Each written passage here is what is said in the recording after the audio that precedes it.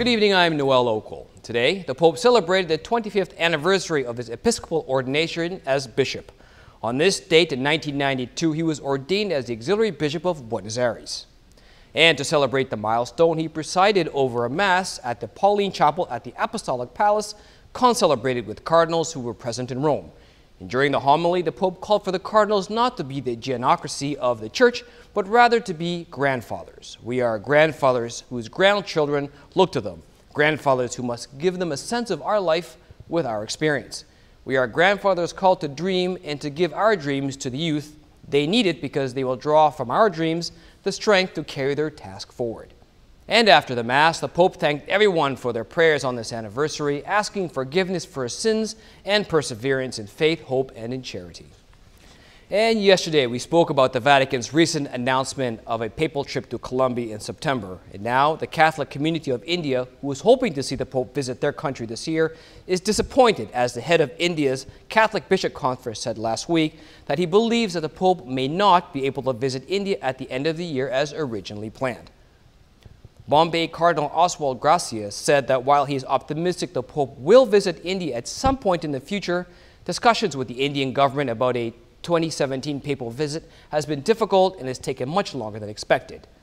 Talking to the National Catholic Reporter, the Cardinal said, "I'm beginning to lose hope about 2017. We are in June, and even if they suddenly said come, a pastoral visit will take several months for the diocese to prepare." Recalling the trip of Pope John Paul II made in 1999, the Cardinal said that the Indian bishops planned for almost a year before he came.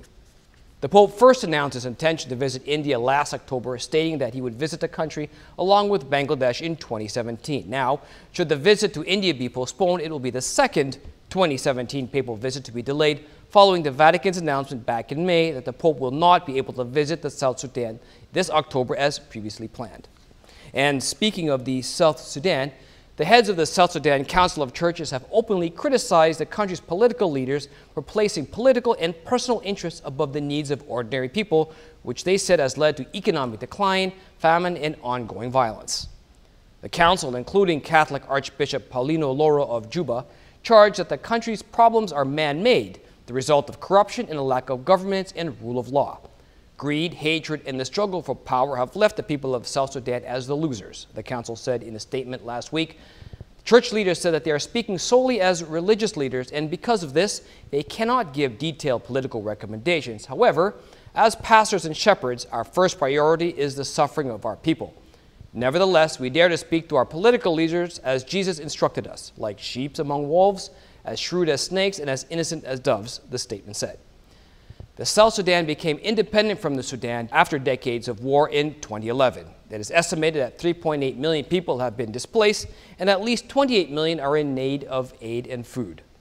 The trip to the South Sudan by the Pope this year was indefinitely postponed in May over security concerns. But because of this, the Pope had sent nearly $500,000 to 2 church-run hospitals in the country last week. And finally, tonight, if you happen to be in Toronto on the evening of July 9th, you may want to check out this interesting event happening at St. Paul the Apostle Church in Toronto.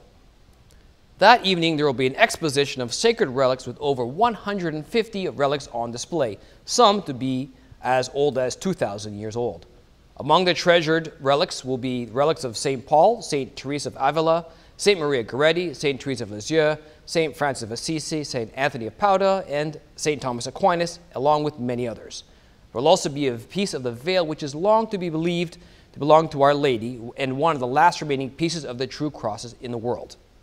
Okay, this is definitely an event that you won't want to miss. Again, the event is on Sunday, July 9th, starting at 2 p.m. at St. Paul the Apostle Church, located on 3224 Dundas Street West in Toronto. And for more information on the relics, you can visit the website at treasuresofthechurch.com.